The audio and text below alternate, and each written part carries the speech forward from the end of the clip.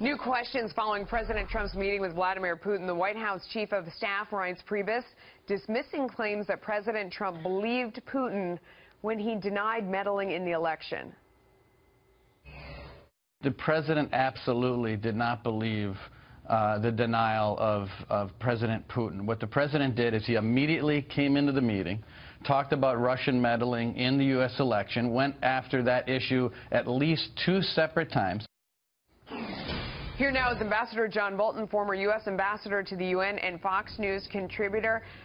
How stupid can these commentators be? I mean, of course Vladimir Putin denied it. That's what he always does. He said we didn't know if the ICBM that the North Koreans shot off was really an ICBM. He said he couldn't tell from the pictures if they were really chemical weapons that were being used in Syria. I mean, Ambassador, isn't this just what he does? Right, but that's why I think this encounter is so important as a lesson in President Trump's administration, that after bringing up the Russian meddling at the beginning of the meeting, which was exactly the right thing to do, saying it was something that all Americans were concerned with, Trump got to experience Vladimir Putin looking him in the eye and lying to him directly. And that really... That really should tell you something about the character of the current Russian leadership and what their appreciation for truth is, because it applies not just in the case of the election meddling, although I do think that is an existential threat to the United States, but in the question of North Korea or Iran's nuclear weapons program, what happens in the Middle East, what happens in Eastern Europe. This is the nature of that regime. So before people talk about the great ceasefire agreement in southwest Syria or this or that or the other thing, that's what they do. As you just said, they lie, and you should draw your own conclusions from that. What do you think that President Trump achieved, if anything, from what you can tell?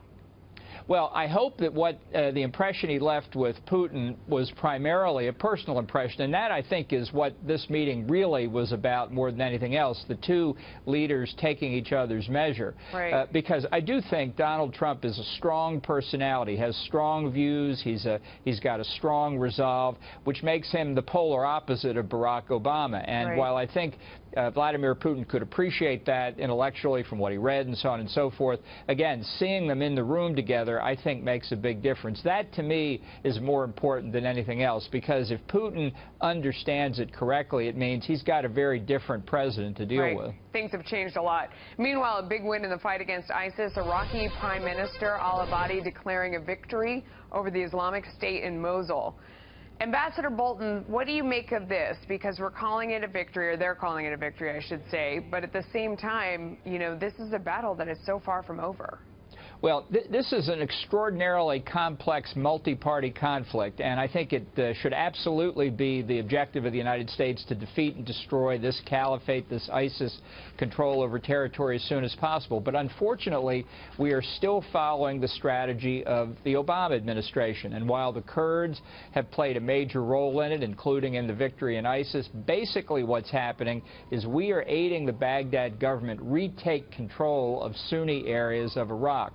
And what that means in practical effect is that the Baghdad government, which is a surrogate for the Ayatollahs in Tehran, is extending Iranian control in Iraq, reaching toward territory held by the Assad regime and the Hezbollah terrorists in Syria, to give Iran a basically geographical arc it can control from Iran all the way to the eastern Mediterranean and Lebanon. And we're not confronting that, and that is a problem. Wait, so what's the other option, though? I mean, because if we're chasing ISIS out and you say they're coming into the fold, which, I mean, you're not alone in thinking that, of course, what does that mean other than just us occupying indefinitely?